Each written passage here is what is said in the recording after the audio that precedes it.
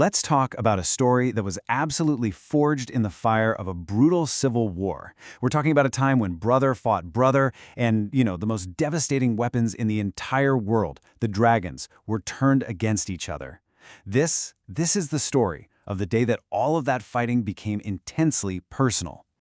Look, the whole war, the Dance of the Dragons, was just filled with these horrific, brutal battles.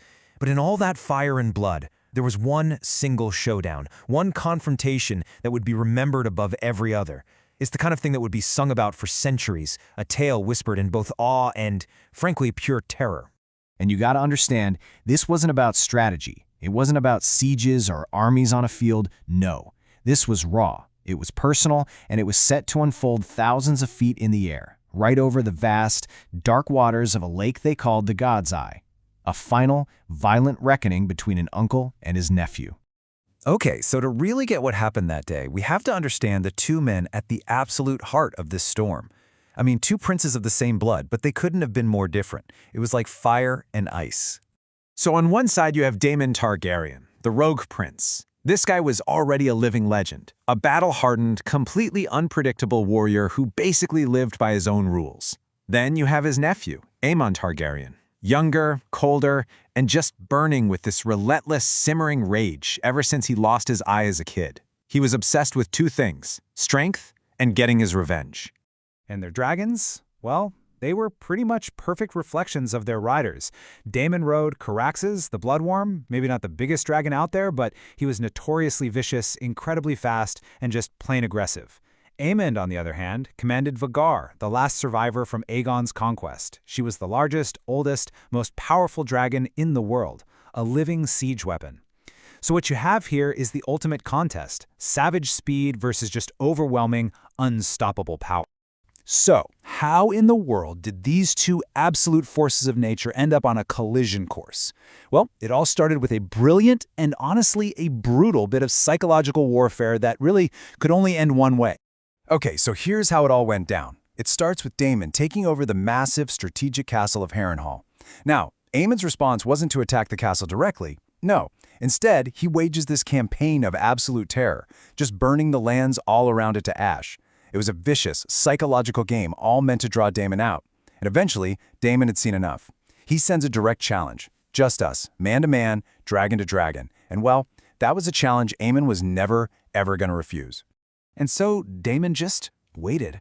He waited inside that colossal, ruined fortress of Harrenhal, with its broken towers overlooking the dark, still water of the God's Eye. Day after day, he's up in those towers, his gaze just fixed on the horizon. He wasn't scanning for an army, though. No, he was looking for a single, monstrous shadow that he knew sooner or later was going to come for him.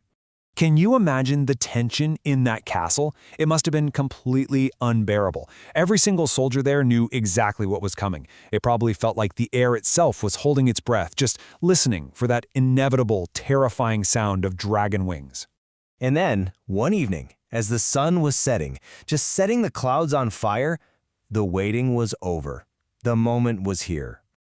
Just try to picture this. The sky doesn't just get a little dark. It's blotted out. Vhagar was so impossibly massive that her wingspan could shadow entire fields. She was a living mountain descending from the heavens. And on her back, of course, was the cold fury of the one-eyed prince. Daemon didn't hesitate for a second. He mounts Caraxes, and the Blood Wyrm just screams this defiant challenge, launching itself into the sky. And for a moment, they just circled. Two tiny specks of fury against a dying sun. A silent, terrifying standoff, right before the storm finally broke. And then, impact. Just a deafening clash of scales and claws that echoed like thunder all across the lake. Fire lit up the twilight clouds as these two beasts tore into each other. It was a brutal, chaotic dance of tooth and flame.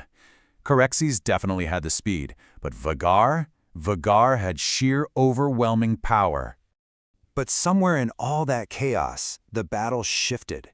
They got locked together, their wings tangled, and they just lost control. This wasn't a dogfight anymore. This was a plummet, a death spiral pulling both dragons and both princes straight down toward the dark water below. So think about it. You're trapped in a fatal fall. Your dragon is literally locked in the jaws of a much larger foe. What can you possibly do? You are out of options, you're out of time, and you are thousands of feet from the ground. His next move? Well, it would define his legend forever. He stood up on the back of his own fallen dragon, and he jumped. I mean, it was an act of pure, calculated madness. A suicidal leap across the open air, from one plummeting dragon to another, with absolutely nothing but a 1,000-foot drop waiting for him below. He landed on Vhagar's back. Before Aemond could even process what was happening, Daemon raised his Valyrian steel sword, Dark Sister, and drove it down with every ounce of his force, straight through Aemond's one remaining eye, the one he'd famously replaced with a sapphire. Aemond died instantly, just moments before both dragons crashed into the lake. The impact sent a shockwave across the god's eye, and when the waters finally calmed, there was only silence. The duel was over, but its impact on the war and on history was really just beginning. Years later, they finally recovered Aemond's body from the bottom of the lake. He was still strapped to his saddle, and get this, the Valyrian steel sword Dark Sister was still buried in his skull. But of Daemon Targaryen, there was absolutely no trace. Zero. Nothing. Not a single trace of the rogue prince was ever discovered. Some people say he must have drowned. Others whispered that he somehow survived and just vanished. The truth, whatever it was, died with him at the bottom of the god's eye. And really, that mystery is what cemented the legend. This was so much more than just a battle. It was a symbol of the entire war. All that Targaryen ambition and fury turned inward, destroying itself in the most spectacular way you can imagine. For one side, it was the tragic loss of their fiercest prince. For the other, it was the creation of a ghost, an impossible act of defiance that nobody could ever hope to match. Which of course leaves us with the final question, right? Was this a heroic sacrifice, or was it the final, desperate act of a violent monster? Maybe he was both. But one thing is for sure, Daemon Targaryen died exactly as he lived, dangerous, fearless, and utterly, completely unforgettable. His story, just like his body, was never truly put to rest.